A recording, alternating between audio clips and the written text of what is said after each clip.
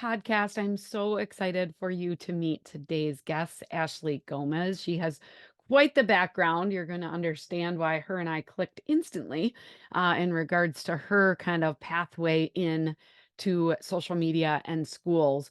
But Ashley brings a unique perspective and something that I think we all need to think like. We need to think like a marketer. We need to, school of choice. There are choices out there, and she is head of marketing for a public charter school in Texas. And so whether or not you are a charter school or not, this is going to be really valuable because she's going to be talking about her digital leader cohort. She put together a leadership group of digital storytellers across their 60 campuses.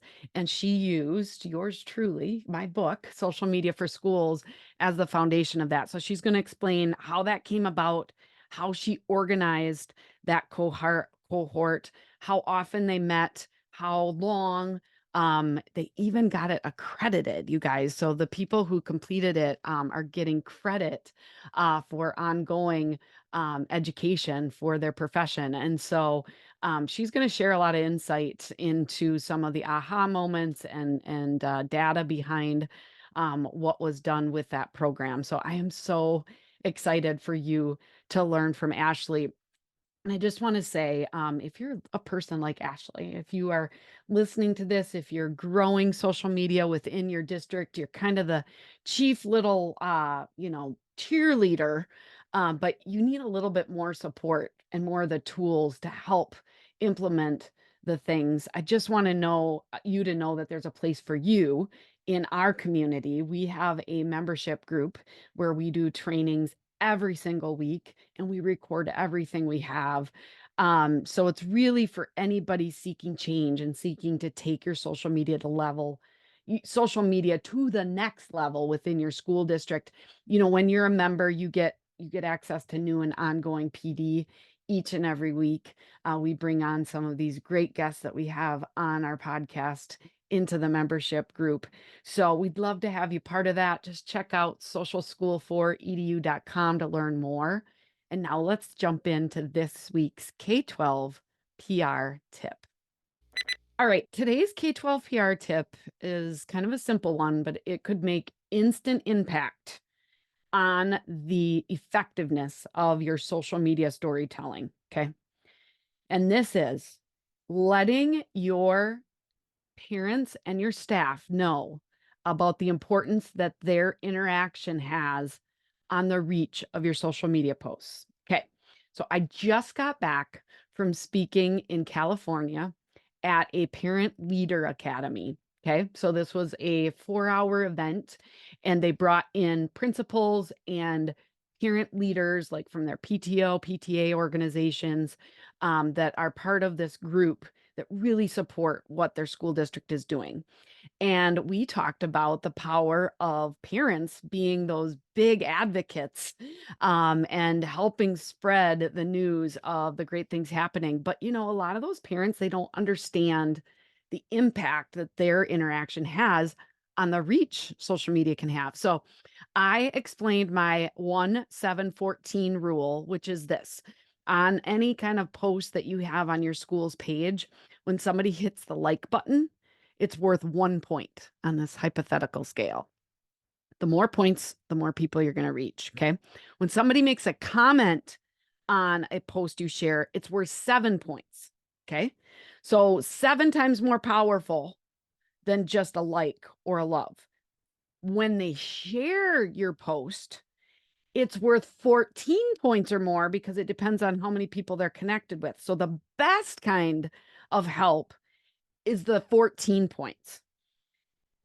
I went in, it was our conversation. It was amazing. And I'd love to come to your community to talk to your parent leaders to really get this point across. But I loved it because at the end of my session, I was in the bathroom and the gal says, people always say like, comment, share, but I never knew why. And now I know a share is worth 14 points. And this was amazing. This was a very diverse audience. It was my first time ever having translators for both Vietnamese and Spanish. And so there's a wide variety of parents in the crowd, but they really understood now that, hey, their voice matters and they're going to help share the messages and they're going to make sure that they comment and so that we can have more people reach. So my tip is just this: share the 1714 with your staff and with your involved parents and let them know that their interaction with the stories you put out there really makes a difference, because you will instantly see that engagement, those likes, comments, and shares are going to drive up your reach, which drives up your views, which drives up your impact, which will get your story out to more people. So let's focus. I know it's the end of the year, but you've got a lot that you're going to celebrate. Spending 15 minutes sharing this with your staff, or 15 minutes making sure that you promote this and let your parents know about this simple little scale will make a big impact. All right. Okay. Now you're going to learn a ton from Ashley Gomez, who's also making a big impact with all of their social media storytellers throughout their district. Excited for you to learn. So let's get to it. Welcome to the podcast, Ashley Gomez. Good morning. Good morning, Andrea. How are you? I am so good. I'm excited to chat with you about your big project, your big cohort, all on social media with your school district. But first, why don't you introduce yourself, share your background, and kind of your role as Director of Marketing for Harmony Public Schools?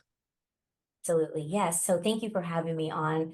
It's a treat for sure. And so I'm Ashley Gomez. I'm the Director of Marketing for Harmony Public Schools in Houston, Texas. I am a Texas native. And so I grew up in Houston, attended the University of Houston and studied broadcast journalism, was able to work in the news station for a short time.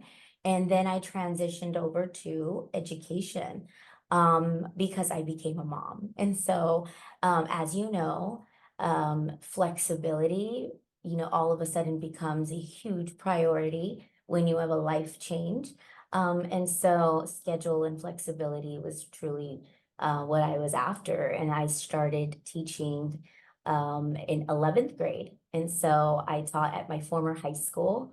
And then I ended up staying in education for 11 years. I thought it was going to be kind of a temporary thing. I knew that I loved writing and journalism, and I was able to teach a journalism class. So it kind of all worked out amazingly. And so while I was doing that, actually as a teacher, I used to do like side hustles like every other teacher out there. And so one of my side hustles was copywriting. So I was a copywriter for different businesses who needed content for social media or web content, so for their website. And so that's how I got my feet wet in SEO and just, writing copy and customer journeys and learning about all of the components of marketing. So I had a lot under my belt with communications, but then it was at that point that I actually got to dive deeper into marketing and digital marketing, which was really exciting because this was around 2000, let's see, 2015, 2016. I felt really confident with uh, the other social media platforms at that point, even though I was still fairly new to Instagram.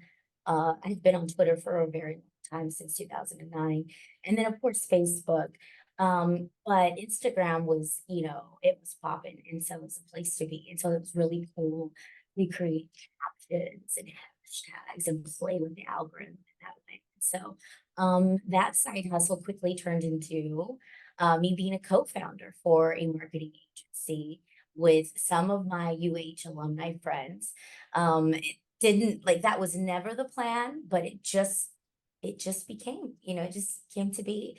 And so then I was teaching and building an agency on the side. I felt really strong about how we could represent brands. And so what we did was we built websites, we wrote the copy, and we made them optimized so that the sites could be, ranked higher on Google. And so we did this for small businesses. And then in 2020, I actually stepped away from teaching. So it was 11 years. I stepped away from teaching to run the marketing agency full time, which was very exciting because I all of a sudden made or created a role that also kept that flexibility and that time for my family as my priority. So I was able to create something new, and then have fun. Like that was the most important part. I love teaching. And I'm going to be honest, if COVID didn't happen, I would probably still be a teacher, but it was a really good opportunity to just take a leap. And then at the same time, in big cities, there were a lot of resources pouring out for small businesses right around COVID and post-COVID. So I felt like it was just the timing was just perfect. So then I did a marketing agency from 2020 up until 2023, was running it full time with contractors and a team, and everything was just so great. And then I came across this opportunity to build out a marketing department for Harmony Public Schools. And I accepted this challenge because it put me back in touch with my educator side, and then also allowed me to apply everything that I've learned and grew and became really confident in as a marketer. So I was able to bring those two worlds together and come to Harmony and help build out a department that didn't exist here before. And so we are creating something new here. And so it's really allowed me to put those two hats together and look at it through a new lens. Oh my gosh, I just learned so much about you, Ashley. That is so cool. No wonder I wanted to have you on the show. Fellow entrepreneur, totally Yep. found an advantage in 2020, and so you're a glass half full kind of gal. One quick question: what did you teach when you first got out of your TV role, your news role? You went in and you said you taught at the 11th grade level. Was that something in journalism or? So initially I went in as a ELA, so ELAR, because that was the closest thing to my background. And so I taught reading and language arts, Okay. and then started advocating for a journalism class, like Okay. shortly after. Like that was the agenda. And Okay. so I was able to do both. So I taught both. I taught reading and language arts, and then I also taught um, a journalism class, which was what was it, an extracurricular for students. So yeah, I Okay. was able to do both. Very fun.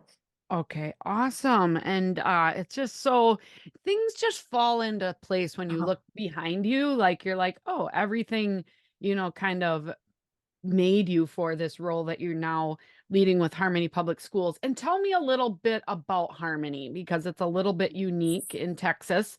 So tell me about the school. Yes. And so Harmony Public Schools is a public charter school system. And so that I say that very carefully because there are a lot of people who are not familiar with charter school programming. And so, especially here in the South, in Texas, Harmony actually opened its doors in the year 2000. And so we are just shy under 25 years.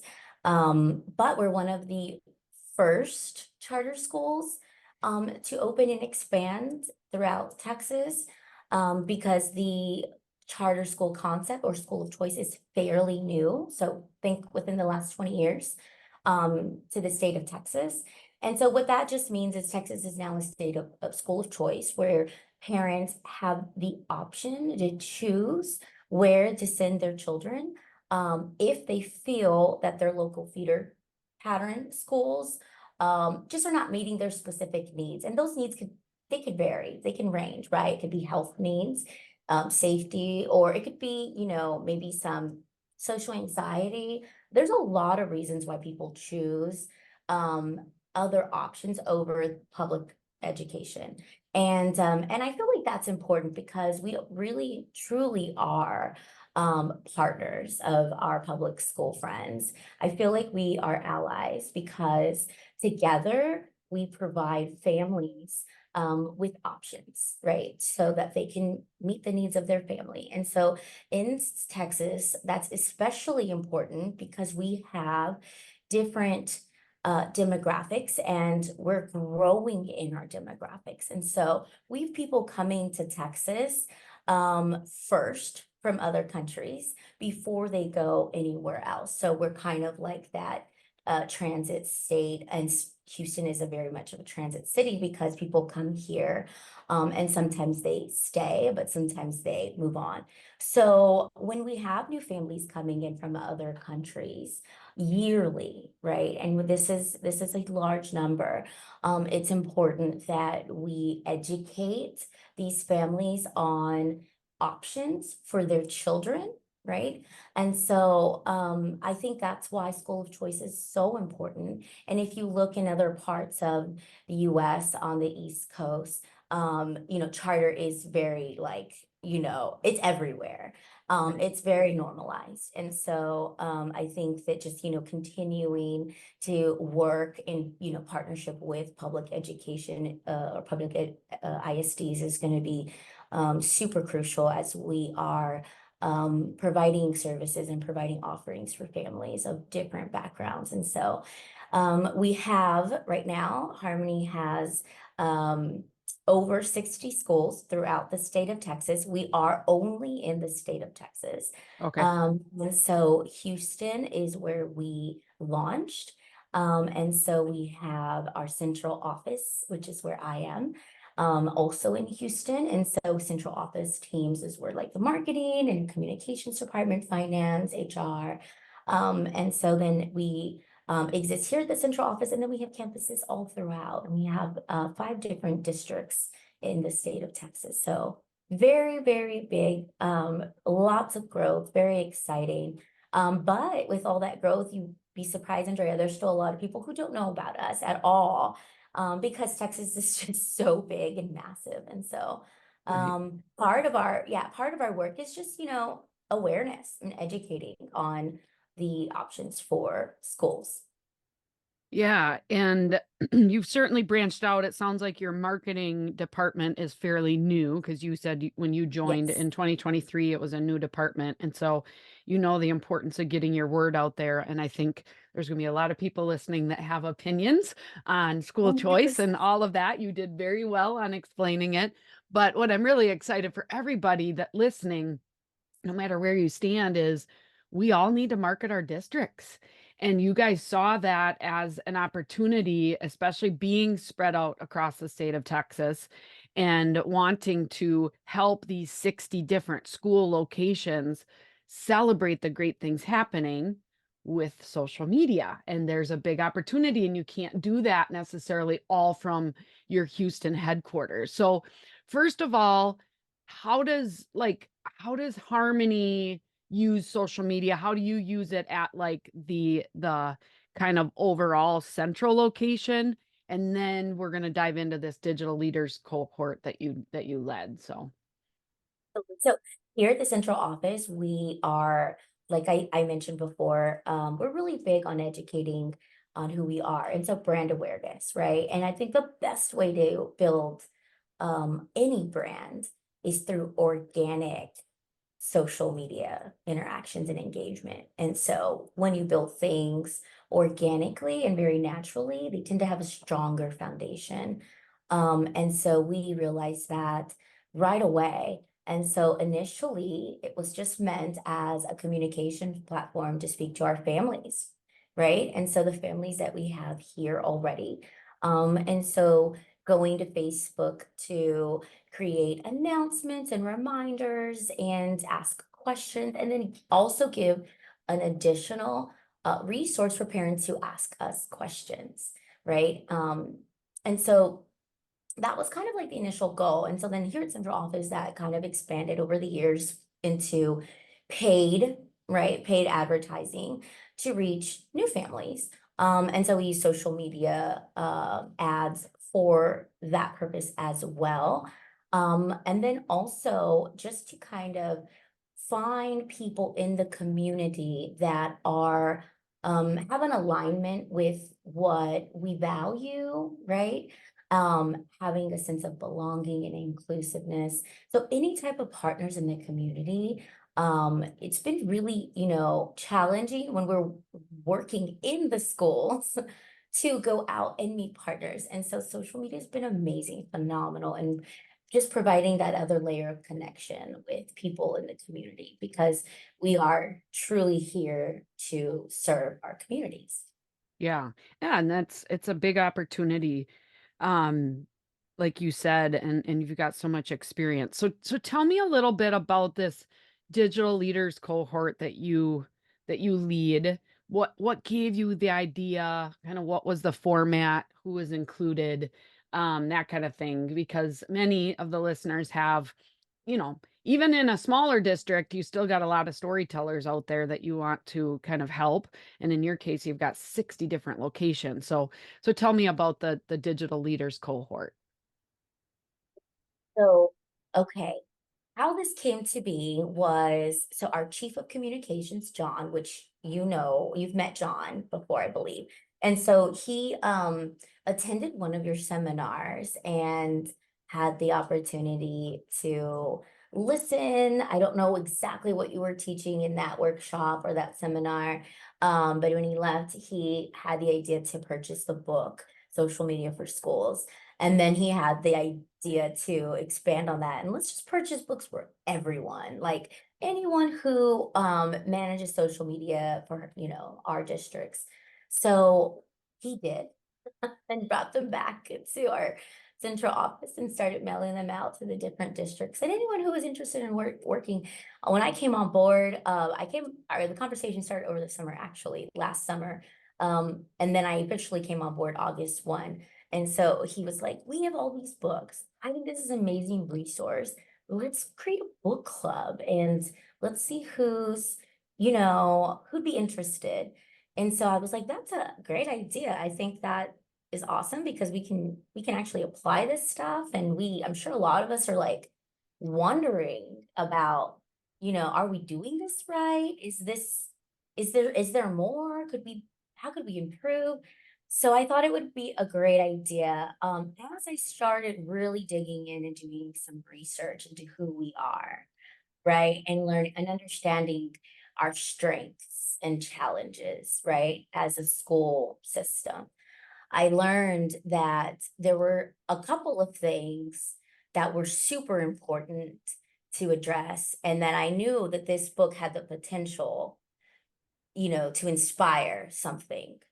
And so those things were, our social media presence was really strong, right? It's really strong online. But in doing a lot of research and understanding the industry, um, we realized that historically Facebook had been our primary social media tool to target our core audience of parents, right? But now our parents are getting a little younger. And so we have a lot of Gen Z and millennial parents. That is the predominant makeup of our core audience. And their preference isn't Facebook. Their preference is Instagram, Snapchat, because the filters just make everything better, and TikTok. And so reels and stories and shorts and all of those items, right? Um, Now we quickly realize, okay, we're doing great right now with social media, we're pretty strong, but we did acknowledge that there would have to be a shift very soon because most of our efforts were focused around Facebook and everything else was like a supplemental, right? So how do we do this? What do we do, right? We got to pivot, we got to shift, we got to make some changes. We got to think about the future, but what should we do? So there was that kept lingering. And then the other thing was we're growing very rapidly. And so if our school system is growing, how is this going to impact our online presence? Because new schools mean new staff. New staff means we got to train about who we are, our brand, in its entirety, our brand voice, our mission and our values, why we're using social media to engage with family, why engagement is important. Like we got to like really instill all of this to new people who are coming in and joining our family. And how do we do that? How do we do that from a distance? Because we're here in central office and, they're going to be super far away. And so those were the two challenges was like, how is our growth going to impact our presence online? Because we definitely want to get ahead of the curve, right? We want to be, proactive. And then what is our plan for the next phase of parents that we are going to be speaking to and reaching? Because if they don't have a Facebook account at all, then how do we continue to engage? And so in doing that brainstorming, um, we used your book as inspiration. And instead of just offering a book club, because I felt like our team members, our staff needed more. And to give you an idea of who our staff is, every campus, so think of the 60 campuses, has a social media manager at each campus, and they manage the campus profile accounts. And so what we do is we support here at Central Office with training, with resources and tools, and ongoing conversations, ongoing support for the campuses. But we truly leave it up to the campuses to kind of have fun and produce the content. Even though there's a social media manager at every campus, they're also accompanied by either their principal or an engagement coordinator or outreach coordinator at that campus. So there's always two people who have their hands in on it. And so I'm thinking, okay, this is a lot of people, right? We can't just do a book club. I can't just expect people to read on their own when they're doing a lot of other things. And I remember what it was like to work at a school, at a campus. The front office gets crazy. We have to meet people where they are. How do we meet people where they are? How do I provide support and then hitting these challenges that I know that we're facing? But then also um, be a little innovative at the same time because we are preaching innovation and we're preaching, trying something new and being life learners. So how do we challenge that? How do I challenge myself to produce something? So we decided to create a digital leaders cohort. And that's what it was called, Harmony's Digital Leaders Cohort. And what that meant is, once a year, we're going to come together. We're going to talk about specific challenges that we have, right? That we face because social media burnout, as we learned when I gauged the interest of our social media managers, the burnout was the biggest thing that people wanted to just talk about. They just like want to talk.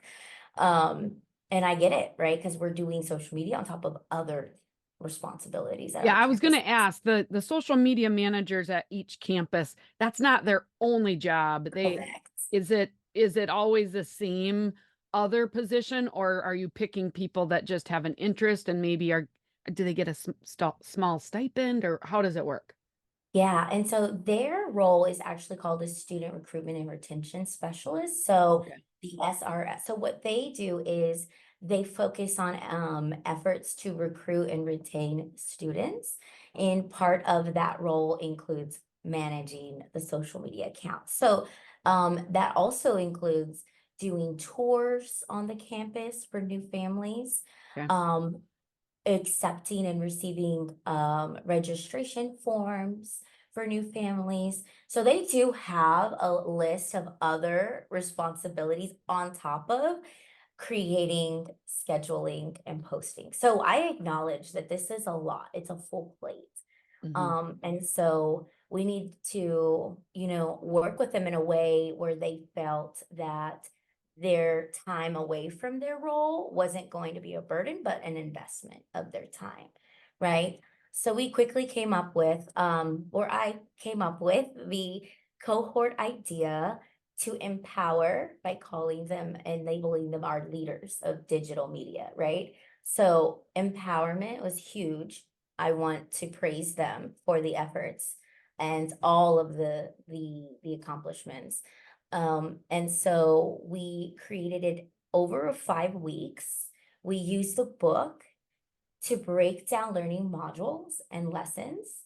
And so we took your branding, your best practices, your storytelling modules. We created them in modules. Not only did I mean, I really took a lot of time to kind of design and create something very structured and easy for everyone that was going to have their hand in it. I worked with our professional learning department to get it accredited for them so that they could receive professional development hours for the year. So again, we want our digital leaders to see this as an investment of their time, an investment into their learning and skill building, truly. So they are going to get their 5 professional development hours at the end of the year. We met once a week, so there was some pre-work that was embedded into the cohort structure, the format. So every week there were parts of the chapters that they had to read, and I did not expect them to read the full book from cover to cover. We pick and we chose segments that I knew were going to be super important for us to discuss. And so they had their pre-work, and then we met once a week live on a Teams meeting, and we really broke down the strategies. We had discussions, we talked about case studies, we did breakout sessions. We just really kind of dug deep. But I only had an hour to work with. I knew that if I asked for more, I could face a retention issue myself. And so try not to ask for too much from them. I wanted to respect their time, but I also wanted at least an hour to just pour in and also hear from our, digital leaders. So we did an hour live every week. If they couldn't make it, no problem. We're going to record this. We use Schoology to track our modules. There was a knowledge check after every module. And then I quickly dumped in the recording from our live weekly session so that they had access to that. And so what we found is at the beginning, we gauged just the level of interest from, school-wide. We had 90 people sign up.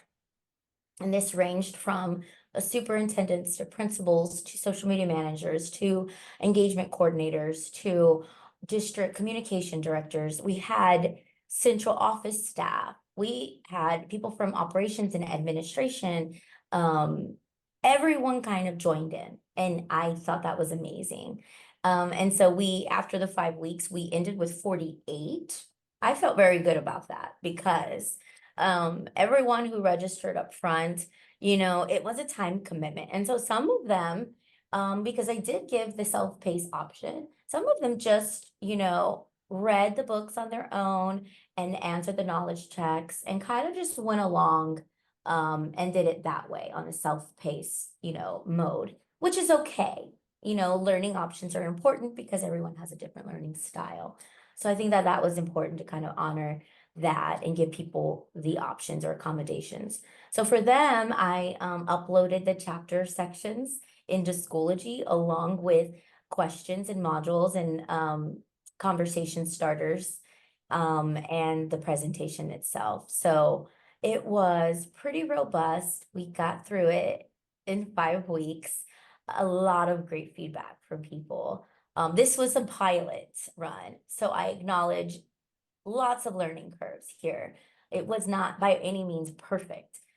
We just piloted it. We wanted to see if this was an offering that was needed, and we had really good feedback. Most of our participants asked for more time. They said an hour a week was not enough because we were, in those last 5 to 10 minutes, speeding things up really quickly. And sometimes we had to get through things, faster. And then I also had to leave room for a Q&A. So it didn't leave a lot of time. And that was what a lot of the feedback was. And so it was really interesting to hear that they were willing to devote a little bit more time to a cohort for social media. So Yeah, that's incredible. I never could have guessed or hoped for something like to use it like this. So that's really really cool. I appreciate you oh sharing. And like you said, it's a pilot run. The book is broken out into chapters and sections, 5 different sections. It's got some you've got this at the end of each chapter, so you were able to incorporate that. I love the fact that you went one step further and got it accredited for these folks and so that they can get credit. Um, what do you think was the biggest impact that the program has made in regards to helping Harmony Public Schools? probably one of the bigger aha moments was that the group of people that are doing social media content, storytelling, posting, management, they don't feel or they didn't feel seen and heard. And Yeah. I think that just providing an opportunity to create community was just big on its own because we were all working in silos. Hmm. And then occasionally, um, attending one of the central office tutorials or a workshop. Um, but they wanted to meet each other. They wanted to hear from me. They wanted to see what was available for them to provide support. So the resources that I pulled together, and I went pretty thorough. I gave them our communication and brand guide, our style guide. I provided them with, examples. Then all of the resources that you provided in addition to that. So all of those sample questions and resources, hashtags to use, best practices. So that was a really cool thing to just bring it all together.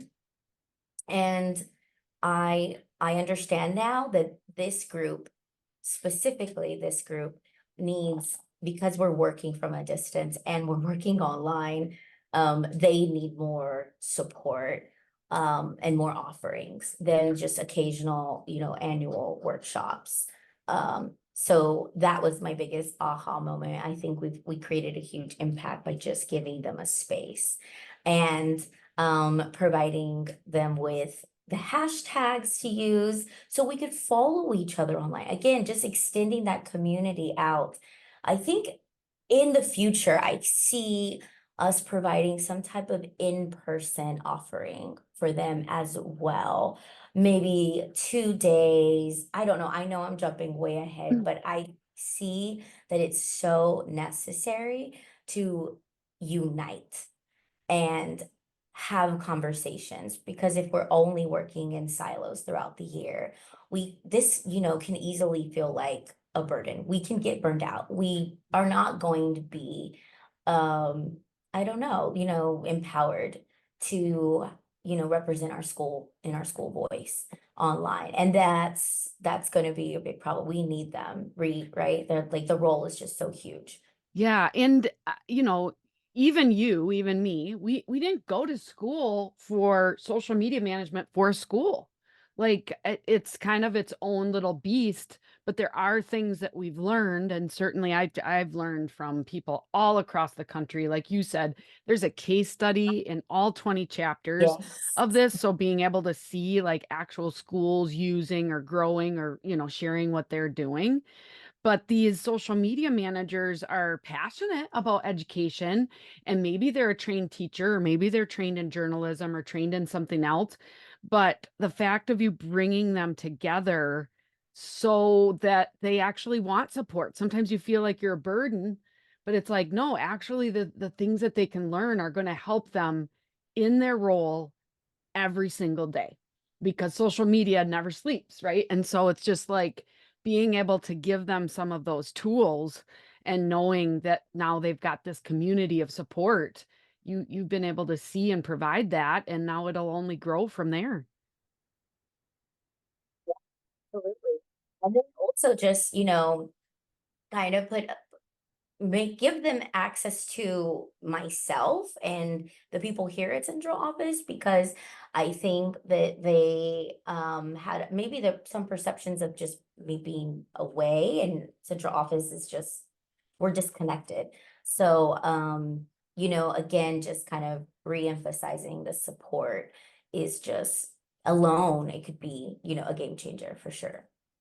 Yeah, and this just really mimics a program that I'm doing for some bigger school districts, a social media ambassador program where I actually Mm. go in person. We get together and really get to talk about the importance of social media and share the stories and get some tips.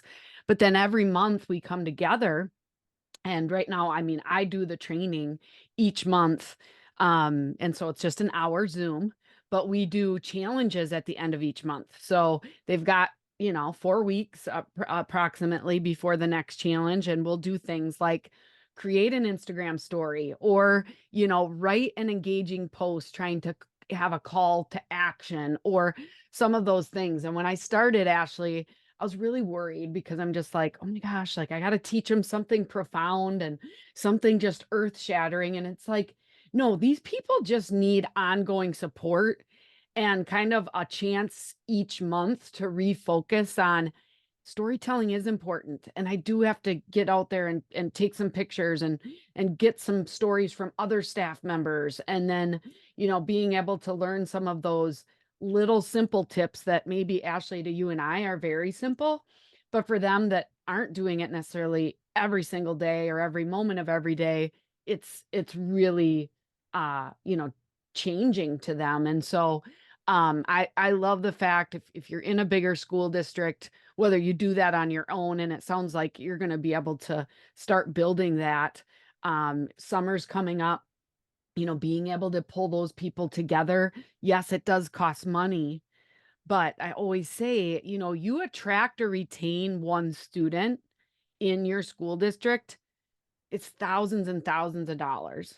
So if you've got 60 campuses now that are helping attract or retain those one, two, a family is maybe two and a half kids or whatever it is. I mean, it can have a big payback, right?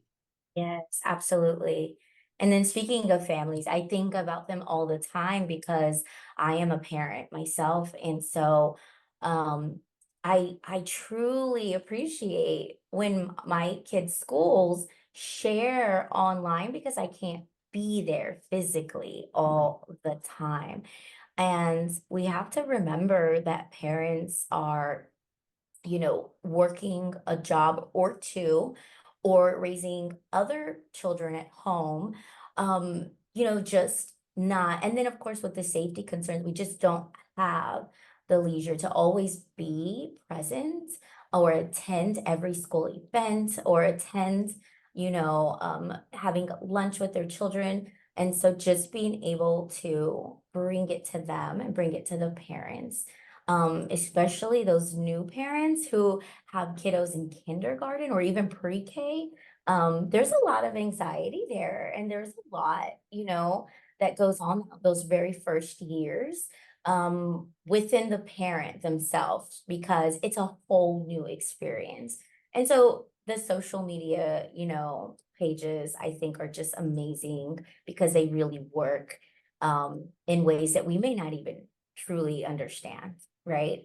Yeah. And just sharing like a celebration on campus could mean more to our parents than we really know. So Yeah. always remembering that too. Yeah. Now, if folks are listening and they are like, gosh, I'm interested in, kind of how they set this up. Of course, we do have bulk pricing for our book so that it's a little bit cheaper. So you can do that right online. But if they want to know more about kind of how you set up the cohort and Schoology and all of that, what's the best way to reach you? Absolutely. And so, and I forgot to mention, we also sent the book to every participant who signed up. So if they wanted the hard copy, we mailed them all out to them so that they could have this in their hands while they went through every module. And so it was a really good turnout. Everybody wanted them. I think there was only two people who said they wanted to read it online digitally. So, Okay. but anyone that wants to learn, I am so willing to share and give it away. There is no secret sauce here. It was just me using what I knew from my teacher background and how to build out a lesson, Yeah. how to check on for understanding, right? I used what I knew already, and then I had some experience with Schoology because of that COVID year. And I just put it all together, but I have a template, I have a framework. I purposely made this with the sharing component in mind. And so if anyone would love to look at the framework, the monthly agenda for facilitating this cohort, please reach out to me. You can find me two ways. So I am on Instagram, and I'm on Instagram pretty actively. And so it's just at Ashley underscore GOM underscore. And then also through email. And so ashley.gomez@harmonytx.org. Okay, that's awesome. And I've stole a lot of your time, but before we wrap up, could you just share what your best social media tip is for our listeners for schools?